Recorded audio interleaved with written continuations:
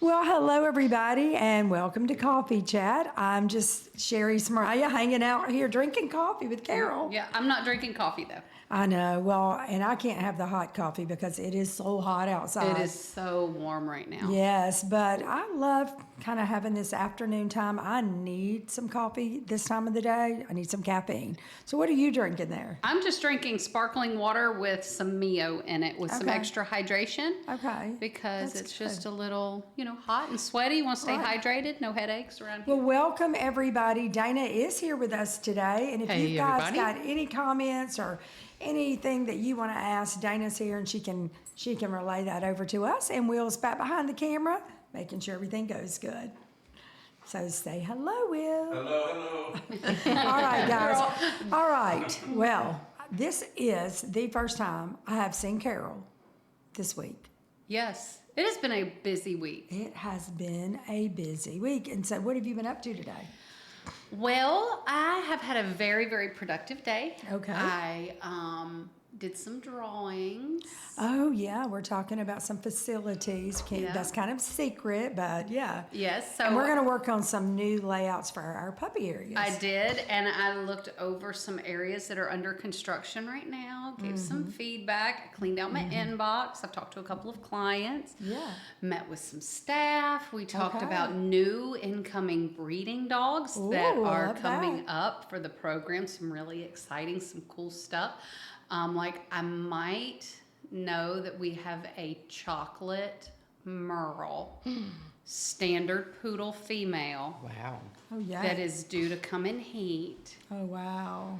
And so, kind of secret for everybody So, to know. standard poodle merle female. Chocolate merle. Chocolate merle, which is very beautiful and rare. Kind of reminds... Well, it's kind of like the little Starla girl, Monet, yesterday. That was my breeder's pick that I showed everybody yesterday afternoon. She was a chocolate merle, beautiful. So picture her if y'all saw her, and she's already been adopted like that. I mean, that was such a unique coloration and beautiful. But chocolate merle is really cool. It is. And kind of going along with our topics of what we've been talking about the last couple of weeks, sometimes it takes us a few generations to get to where we can make certain things. So Yeah. we only have certain dogs here that are chocolate merle. Well, one of them is Rembrandt, Yeah. who's a standard poodle male, which Yeah. means we can only breed him to other big girls. Right. So up till now, we've been able to make larges or extra small because our other chocolate merle is a Little 9-pound bitty toy poodle. Little bitty poodle. Who can't go much, much bigger. So we Yeah. really haven't been able to get anything in the middle. So having a girl, as you guys have learned from the last couple of weeks, we can breed her to any size and bring it down that one notch. That's cool. So we'll be able to kind of play, and she will probably, we've got to all talk about it, but Yeah. F1B medium, Yeah. Goldendoodle is what I'm Yeah. thinking. Now, you've done temp tests this week, too. You I said did. you were in temp test zone. Yep, that was yesterday. I was in Temp Yeah. Test World all day, and some really fun puppies in there. I really love getting in there, and sometimes the words that come to me about certain puppies just resonates, and it makes me remember them. I was telling you, Anna told Charles, there's one puppy, I just adore him. He's one of those that you can see all of the potential in the world if he'll get out of his own way for a minute. He is so eager Would to that be make you Bonnie happy. Green? Yes. He is so eager to please you and be with you and make you happy that he's almost hectic with his energy.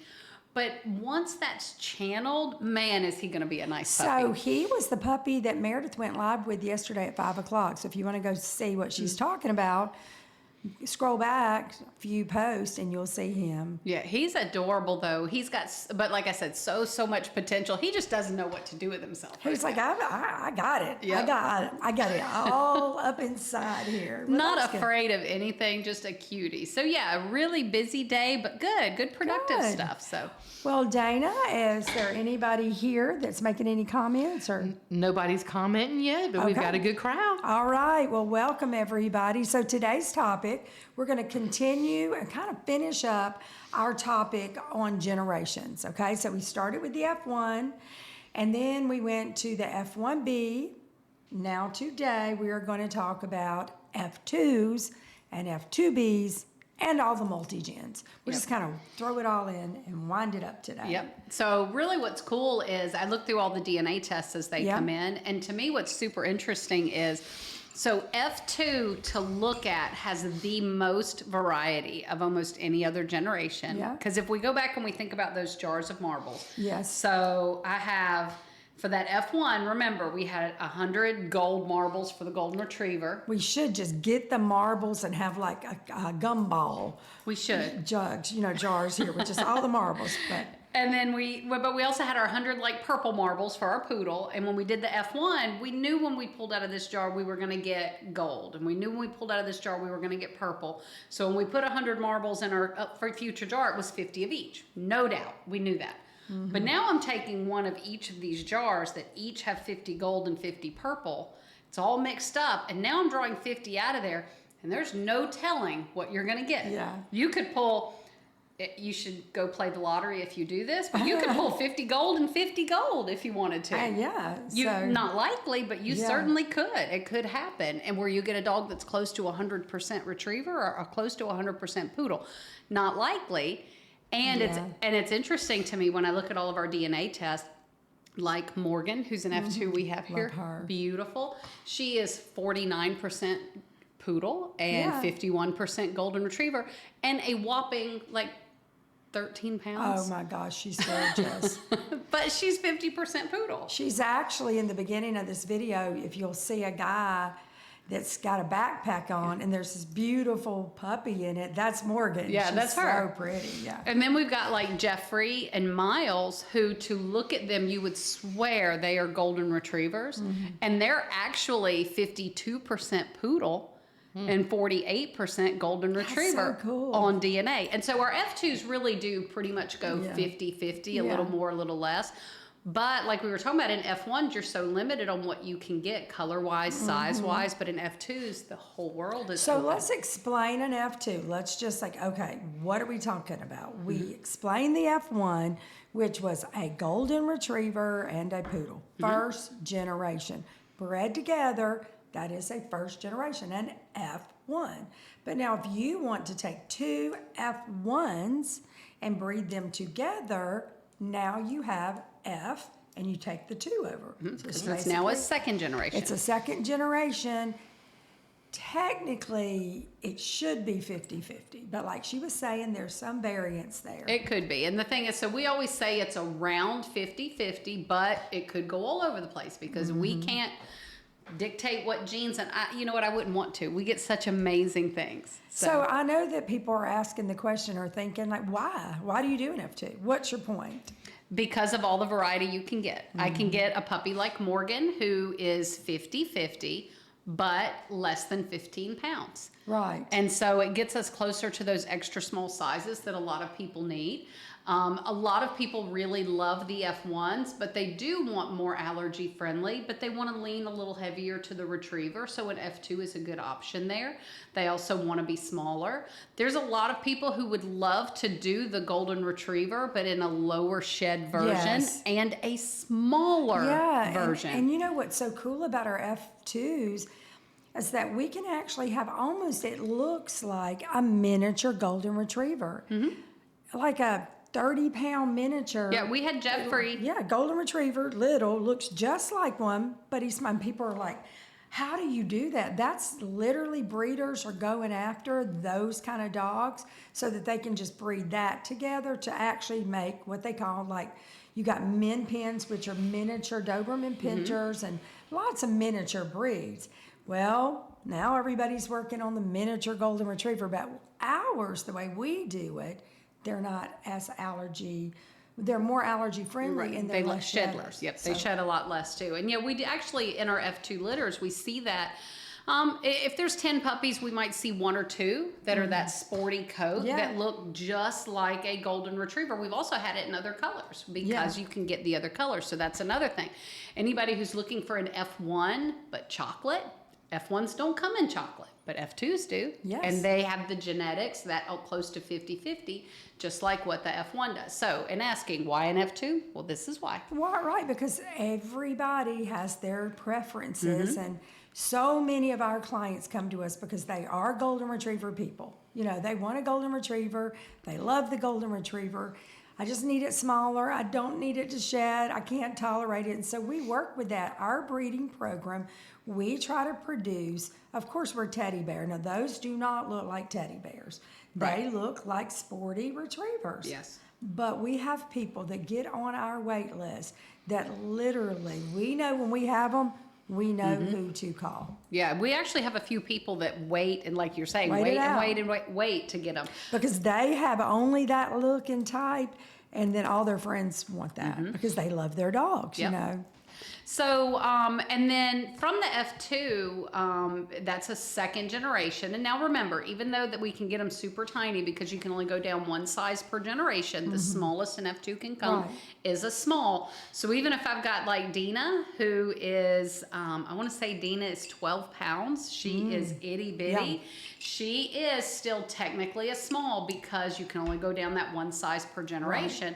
But that's then what we can utilize for F2B Right. to do extra smalls. So that's Morgan. Very consistently, we Right. make extra There you smalls. go. Yeah. And here's the thing, the F2 is pretty much like our F1s, okay? So F1 and then the F2. Now we want to take it back to a poodle. We're going to back cross. Now we got the F2B, but we just basically downsized everything, and now we can get into the extra smalls. Correct. And a lot more, like Carol saying, variety of colors. Yeah. Just opened up the box of chocolates. And so there's two ways to breed an F2B. We here pretty much do an F2 to a poodle. So remember, the B means back cross. And so we take an F2, which is that second generation Goldendoodle, breed it back to a poodle for an F2B. Now you can also breed an F1 to an F1B. Yes. And get an F2B that is not a back cross. That's breeding a Goldendoodle to a Goldendoodle. That's a little different type of breeding. We do those occasionally, but we only do those with parents that have done what we call test breedings because we want to make sure of how the genetics are going to carry forward. So in an F2, you're already very likely to line up a lot of genetics and lean very hard to one breed or the other. So when you breed an F1 to an F1B, it can lean even harder, and you can get something that's very, very poodle. And we love our poodles, but that's not We're what not we trying do. to breed poodles. Correct. And so we have to look at our genetics, our DNA, and it helps us decide how we're going to breed for our goal. And our goal is very, very beautiful, plush coated, teddy bear head, blocky headed puppies that are low to non-shedding and allergy friendly.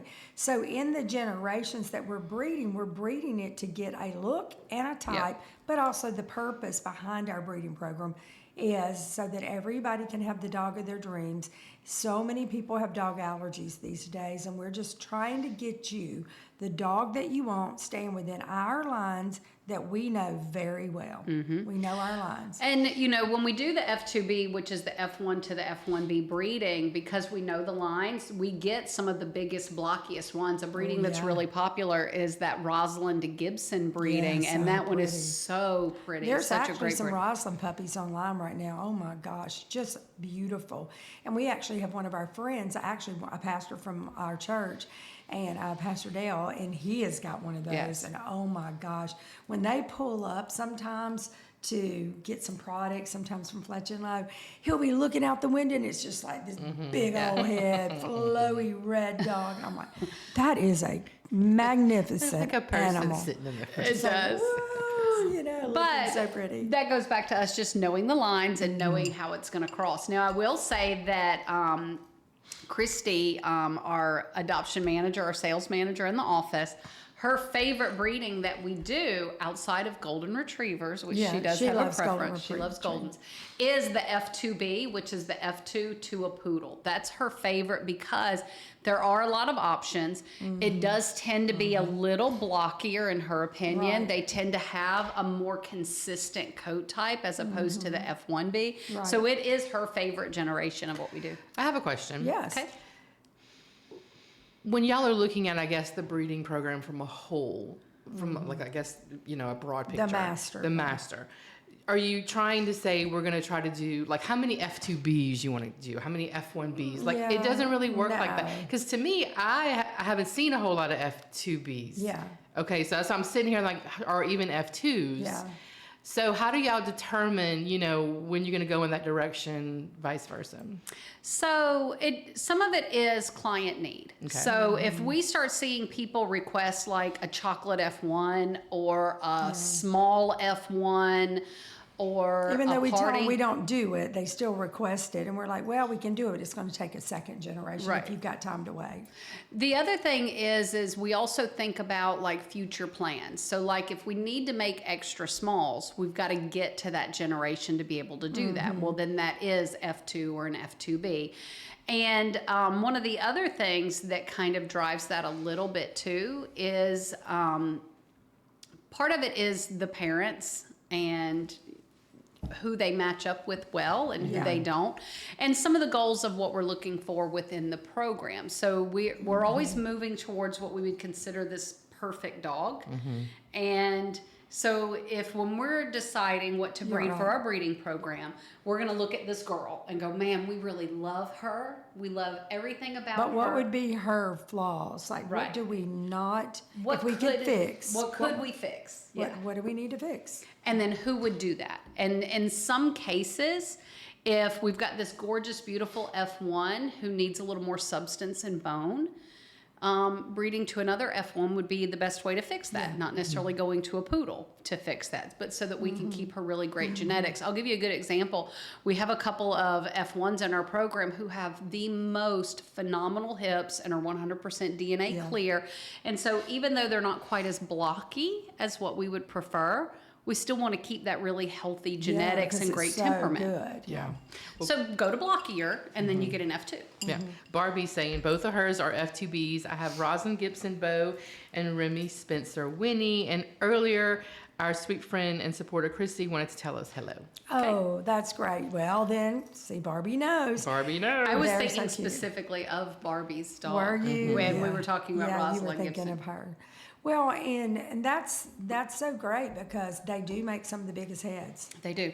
Now, all right, we've done the F2 and then the F2B, and then anything beyond that, when we breed F2 to F2, anything like that, then it just goes into multi-gen. Now it is a multi-generational breeding. You don't really see that a whole lot here. We don't do that as often. Yeah.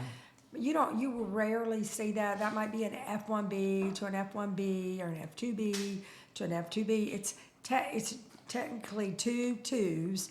That's your next level up.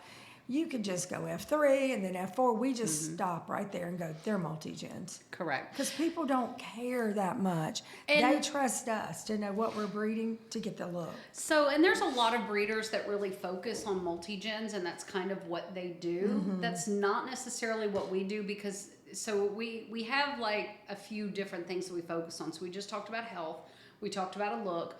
But hybrid vigor is also something that's super important. And as you get into multi-gens, you're now getting away from that hybrid vigor that is strongest at that F1 generation. Yeah, we want to stay within the first 2-3 generations, and that's it. We're not going to go too far beyond F2 unless we've looked at the genetics and we know this particular dog is breeding the way. It's not breeding like an F1B, it's breeding like an F1 or something like that. So that's where you have to know what you're doing. You have to have the science, and that's why we're in research and development here at Smeraglia.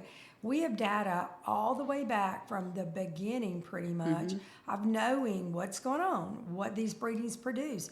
Did they produce health issues? Were the health issues genetic or hereditary, And we determine those things if we're going to keep breeding, Right. Well, and for F3s, we do it a little more often with a schnoodle breeding as opposed to a goldendoodle breeding. And no other reason other than, again, it's about looking at this girl who you love and who does she need to breed to move us closer to this goal? Right. How do we best complement her in this breeding for what our clients are looking for and want? Yeah, that's pretty good. Okay, so Christy says Chip is her multi-generation gorgeous boy. Oh my God, he is so He is gorgeous. so beautiful. And then Patricia says, what is the smallest dog you breed? Or ask her question. Extra smalls, Goldendoodles, Schnoodles, and Twoodles. But if you can literally get the extra small Schnoodle's going to be really small, and the Twoodle, they can be down into the 9, 10, 11, 12 pound range. We've got some out there full grown, and you guys that are watching can post yours, who's got the smallest one out there. But I know a few clients that I talk to regularly that have 3 and 4 pound, like toy Schnoodles, like teeny tiny extra small Schnoodles. They're itty bitty. Napoleon's one of them. Yes. We've got a few of them out there. Pumpkin has made a couple. I think Zeddy's made a couple that are super, super tiny like that. Yeah. And those, they're tiny, and you have to watch those tiny ones really close because of blood sugar. And we keep all of those till 12 weeks. And we make sure that they don't go home until they're 3 pounds or 12 weeks. They have to be a certain age. We cannot let them go home. Yeah, we've got a couple of moms that really consistently will produce in that 8 to 12 pound range, and then have like a puppy that's going to be in that 3 to 5 pound range. My. And we check them, and they're totally fine. They're just small. Tiny. They're itty bitty. Any other? Okay. Oh, wait. Tiffany says, hello, Tiffany, the pet stylist here from Destin, Florida. We love your dogs. All have amazing personalities for fabulous professional dog grooming by Tiffany. All right, Tiffany. Tiffany, where are you at? In Destin. Destin. All right. Love to see some of your work. Post some pictures underneath here. I love to find good groomers. Well, this is very informative. Very informative. People are asking the questions, and we're here to answer them to help you understand the differences between all the generations. And now you know, if you've got questions, you can go back the last couple of weeks and just kind of watch. But we just want to kind of just share everything that we're doing with you guys and let you know so that you are informed. But at the end of the day, it's all about that puppy. Yes, it is. Don't get hooked up on all this unless you have a real reason. We do that for our purposes, but for you, just get the puppy of your dreams that has the look and the temperament and the health, all the things. Right. So, you did a great job of establishing, hey, here's the Smeraglia type. Here's the standard of perfection that we're going towards and we're moving to. And so everything that we breed here is moving to that goal and that picture of temperament, of look, which is why you can look at whatever breed we make. You can look at whatever size across the board. And if you're just seeing a puppy sitting on a table with no frame of reference, you cannot tell what size, what generation, or what breed it is.